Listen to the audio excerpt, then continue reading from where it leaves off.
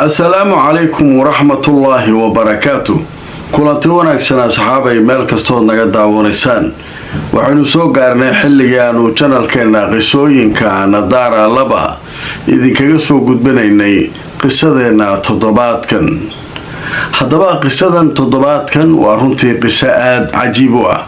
waa qiso aanu isleenahay wax badan ayaynu ka ogaan doonaa nolosha bini aadamka. haddaba qisadan halkan sidaad arkaysaan waxaa noogu sawiran wiil dhalinyaro ah. hoosna waxaa ugu qoran oo ciwaanka qisadu ay tahay walaalihiis waxay u ceyriyeen inay hooyadiis Ciraaqiyad tahay. fiirsada, walaalihiis iyo ehelkiisii iyo ilma adeeradiisii waxay u takooreen wiilkaas hooyadiisu inay Ciraaqiyad tahay kaliya. macnaha sheekadu waxay ka dhacaysaa dalka Kuwait. waa xilligii ay isnacbaraayeen Kuwait iyo Ciraaq Saddam Hussein weerarkiisii kadib. markuu Kuwait qabsaday uu ka baxay kadib wixii dhacay waaye oo dadku ay aad isu nacab yihiin. marka sheekadu maxay ka bilaabanaysaa, sideese wax u dhaceen? waa runtii sheeko aad cajiib u ah waaye. haddaba nin diblomaasi ah ama ka shaqaynayay dowladda Saddam Hussein ayaa waxaa dowladdu ay u aragtay inuu ka soo horjeedo Saddam Hussein. dadkii Saddam Hussein ka soo horjeeday oo dhanna waa la leynay. marka gudaha dalka Ciraaq ayaa lagu leynay. ninkan iyo xaaskiisa iyo laba caruur oo dhalay wuu soo baxsaday. wuxuu soo galay dalka Kuwait. waa nin marka dowladda Saddam Hussein ay raadinayso, laakiin Kuwait iska soo degay. maadaama Kuwait iyo Ciraaq ay isnacab yihiin, halkaa iska dagaali meesha dowladda Kuwait iska degay. ninkii meesha si u deganaa xaasuu lahaa iyo laba gabdhood oo Ciraaq u kala yimid. ninkii wuu xanuunsaday, wuu dhintay. gabadhii uu ka dhintay iyo labadii cunug ay dhashay xoogaa waxaa soo food saaray nolosha ku adkaatay.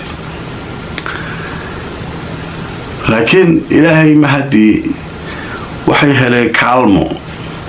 nin reer Kuwait ah oo odaga dhintay ay saaxiib ahaayeen oo xoogaa dadka hantida leh ah oo Kuwaiti ah ayay gabadhii marka isyaqaaneenoo ninka maadaama odageeda uu saaxiib la ah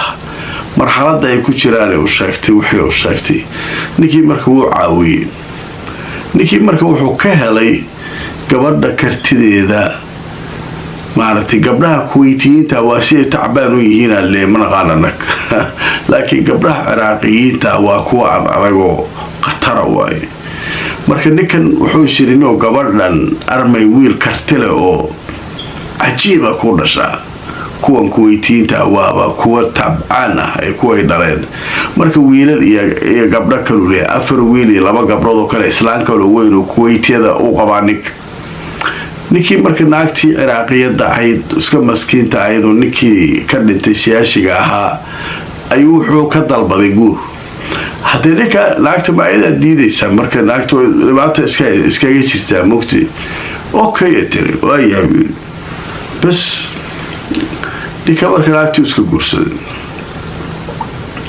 naagtii marka hore wuxuu ku guursaday qaab qarsoodi. khudba sira la yidhahdaa Soomaalida. waxaas way yaqaanaan carabta iyo dadkan way yaqaanaan. gabadhii marka aabaheedu la xiriiray gurigeedii ay deganeed ayuu u habeeyey. meeshii shuqadii ay deganeeda loo habeeyey. meeshuu tagaa odaga halkaasuu marka habeenkii ilaa fiidkii soo joogaa. waqti dambana islaantii weyneed iyo ilmihii tagaa.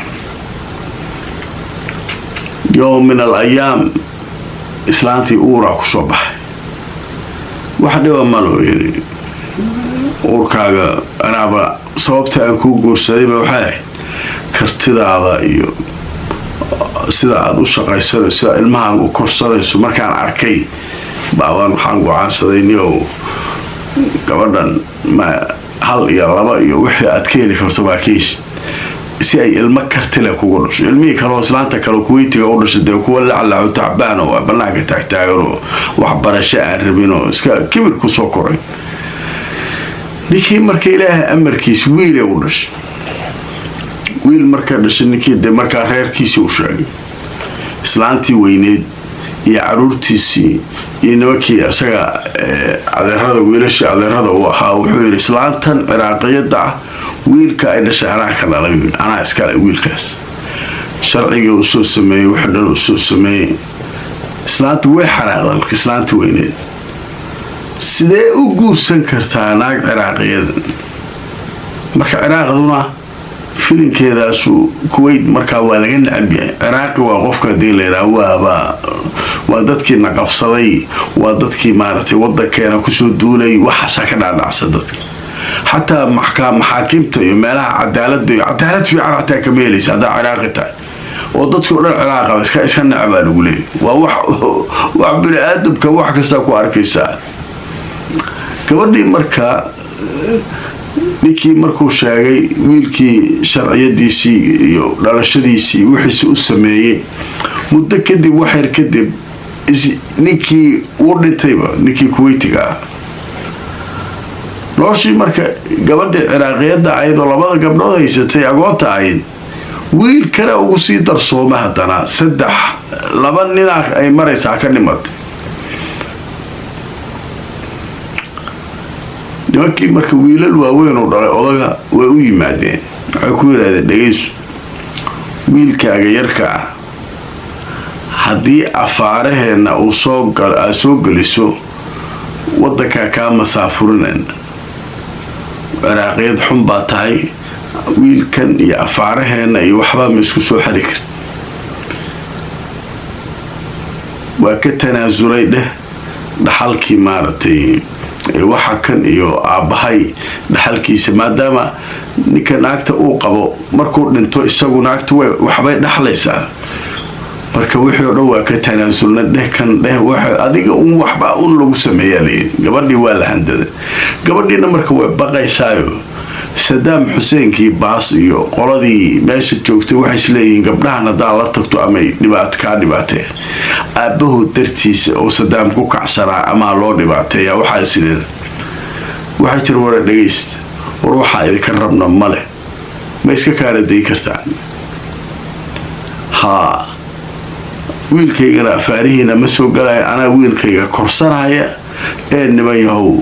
iska kaydaay ayada marka waxay u naxaysaa wadankan waa haday nimankaasu dacweeyaan hore laga masaafurna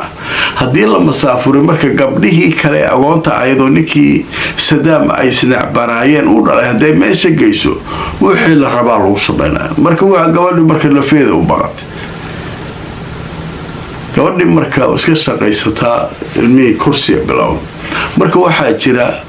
lacag cayr ah jirta oo dadka Kuwaitiyiinta ah dawladda Kuwait ay siisaa jirta oo noloshooda ay ku dabaraan macnaha qofka Kuwaitiga ah la siinaya maadaama wiilka aabihiisa uu dhalashadiisii wixiisa u soo qaaday agoona uu ahaa dawladda Kuwait lacag siinaysa marka bil kasta lacag la siinaa lacagtaas marka qaarna kale isaga dhiibaan qaarna waxa cuni karaan ku cunaa wiilkaas dartiis wiilkii soo weynaad soo koray iskuulkii oo aaday wiilku waa Kuwait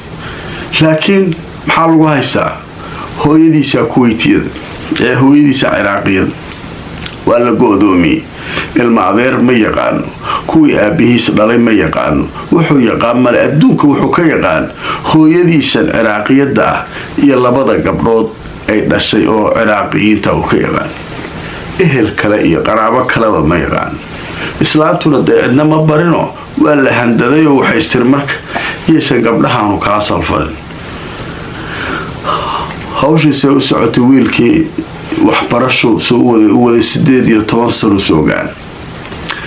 horta waxaan idinka soo tagay markii ninkii ka dhintay oo xaaladda ku xumaatay oo noloshii ku adkaatay gabadha marka waxa jira aabaheed gabadha Ciraaqiyada aabaheed Ciraaq uu degay ganacsada waaye gabadhiisii iyo ilmihi agoonta ah keen ma dhihi karo uu baqaya dawladda laga baqaya marka wuxuu yiri aabba problemka haystay markay u sheegtay wuxuu yidhi anaa guriga kiradiisa kaa bixinaya bishiina wixii aan kuu soo diri karaa kuu soo diraya. guriga marka Kuwait ay ka deganeen oo ilmaha ay ku korsanaysay aabaheeda kirada ka bixinaya oo Ciraaq jooga. bishiina wixii uga soo haro dhacdhaca wiilkan lacagtii u soo dhacda wuxuu isku celceliyaa. wiilkii marka waxbarasho aaday waxbarashadii 18 sano markuu gaaray markay yuu ka warhayaa guriga awoowihiisa hooyadiisa dhalay inuu ka bixiyo waxaas inuu isagu nin Kuwaitiya yahay waxaas uu og yahay reerkiisuna ay dayaceen hooyadiis darteed loo dayacay.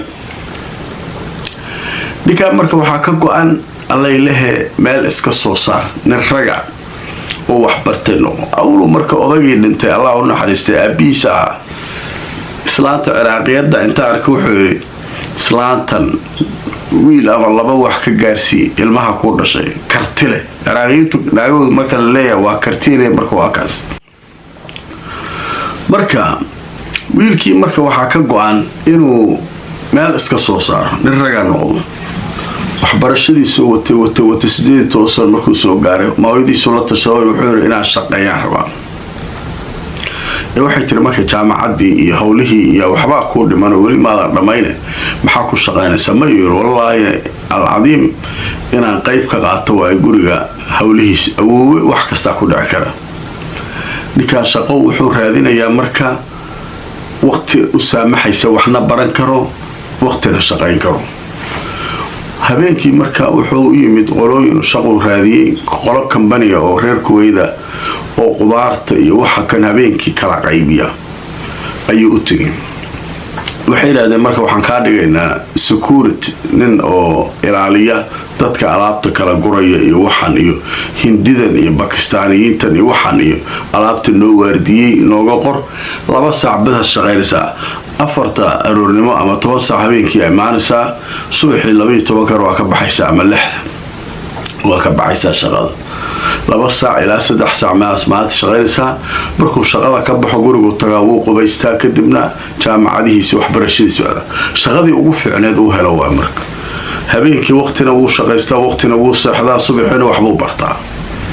ninkii sidii marka nimankii uu la shaqaysanayay aad uga heleen kartidiisa iyo hamiga uu leeyahay sidoo wax u baranayo. nimankii marka way dalacsiiyeen marka dambe ilaa hawshii dhan oo company-ga qaybta qudaarta iyo waxa qaybinay isaga madax u ka noqday. waxbarashadiisii uu dhameeyay jaamacadii way dhamaatay wuxuu keenay shahaadadiisu tii ugu fiicneed ardayda ugu horeysay jaamacadu noqday. dawladda waxay u ballan qaaday masterkiisa wixiisa waxbarashadiisa inuu sii wato cilmiga dhaqaalaha iyo horumarinta xisaabaadka iyo waxyaabahan uu bartay. shirkadii marka uu la shaqeynayay Kuwaitiga ahayd ayaa marka waxay ogaatay ninkan inuu soo bartay macluumaad iyaga anfacaya. waxay yiraahdeen marka halkan joogo manager ka dhigayna maamulaha guud maadaama aqoontii wixii aad taqaan shirkadii nala dhis wixii aad soo baratay waa u baahanahay gacan nagu sii lacagtana waa fooq al-aqli gaari fiicanna waa la siiyay. wiilkii oo kala kacday alxamdulillah guriga wuxuu gatay villa weyn hooyadiis iyo labadii gabdhood bas u yaqaanasay. kuwii aabihiis dhalay iyo waxaas uu maqlaan weyn waayde wax bartay laakiin ma raadsado maadaama iyagu ay meel isaga xireen isaguna afaarahooda ma galo. يوم من الأيام oday maamada dhalay awowgood beeli jiray ayaa waxa la yiri oday wuu xanuunsaday. wuxuu soo wacay maamadii gabadhaas kaliya marka odaga qaba ilmo kale ma qabo. odaga markuu dhaqaale fiican u haysta waa taajir beeraha guriyaha uu ku leeyahay magaalada leeraa Basra ويابسا وكوفرتا كتالا بصرة وحيو دوداي حدودك كويت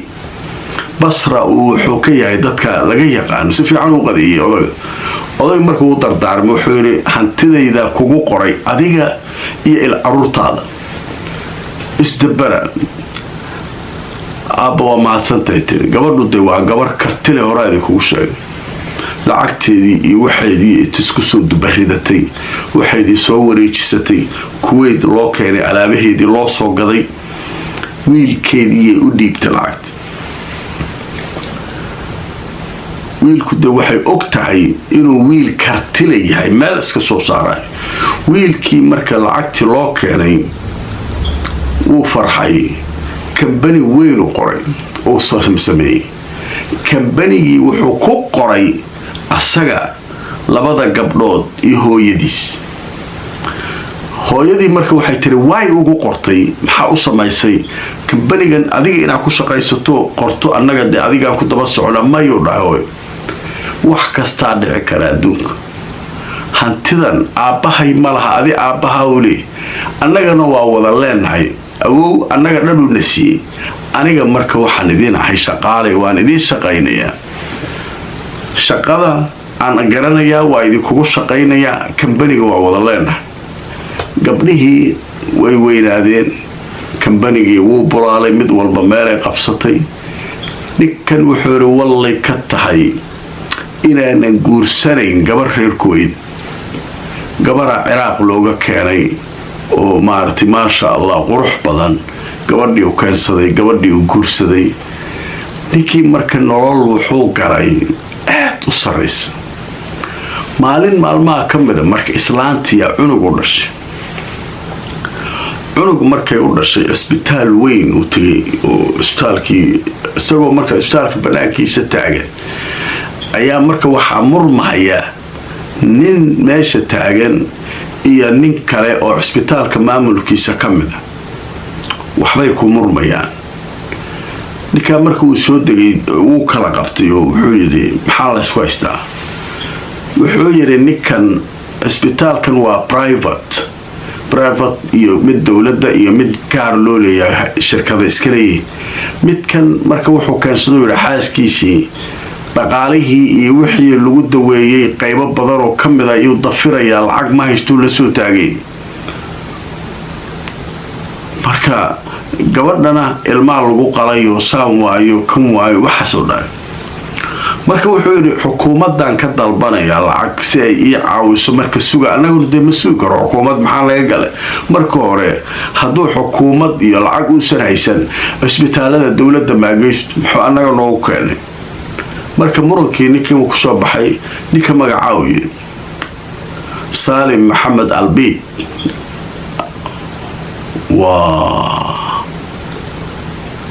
عبد الحليم محمد البيدا ليراني كان أبي شاب رأيني قولي إنكارت قبي وأهلا وسهلا هاي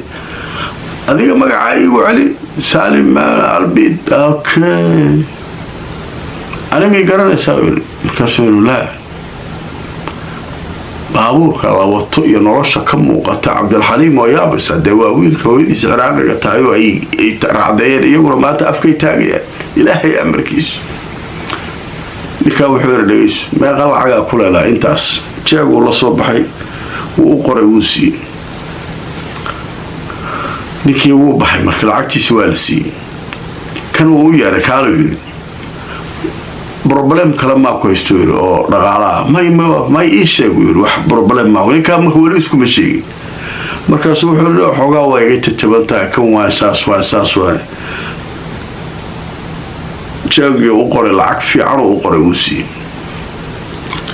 لكان مركز وحول أديك العكت أديك يجيب بحي العكت إسكاكيسي من أنت يا تادي erayga uu isticmaalay marka waxa waaye wiil walaalihiis ay uga tageen oo ay u ceyriyeen inay hooyadiis Iraaqiya tahay darteed dambi kale ma galin uu yiri inay hooyadiis Iraaqiya tahay darteed ayaa ku siiyona ninkan wuu yaabay wiil dartiis ay walaalihii u ceyriyeen inay hooyadiis Iraaqiya tahay fahamta Allah ninka uu gartay marka ma ka filay ninkii u kala kacday oo magaalada kala bar iska leh markaasuu yiri أنت أخي من زمان مرة ولالك آلي لكن هذا حوغا اسكا راحة سالين ninkii marka wuxuu yacafi hantidii adiga xaq aan ugu lahayd waa gadnay kulligeed waa ku waabaartay waa ku ciyaarnay fuqara noqonay kana noqonay kaasa noqonay ee iska kiyaaf waa ku baryaaya xaqaagan aan doodsinay kana samaynay وإذا عفي وحبا إذا كما ربو الله معكم إلى هيدي كعلم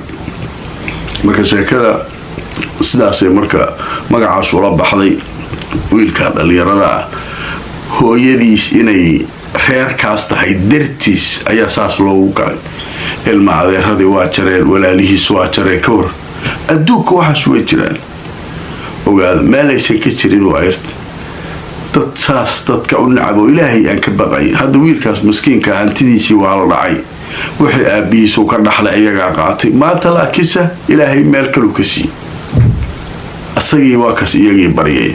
هذا بقى الصدينا تطبات كان انتها أيينو كسو قبينيا وحنفليا إن دادك أولا الظلمية هي لباتدي ذا أي مركا موقانيسو مركا وحيدك قدقيا الظلمية وليين قف بني آدنا هكو حد قدبينا حد ظلمين walaalkaa kula dhashay mid kale dulmiga weliga hana ku taageerin qof kale inuu qof kale dulmiyo hada wiilka miskiinka iyo tiimka hantidiisa dhaceen aakhiriya adduun waa kuwaas ku gubtay maanta gaajaysan isagina ilaahay uu meel kale ka sii barnaamijkay ama qisadeedii toddobaadkan inta ayaynu ku soo gabagabaynaynaa inta aan mar kale kulmayno asxaabay iyo qisooyin kale nabadgelyo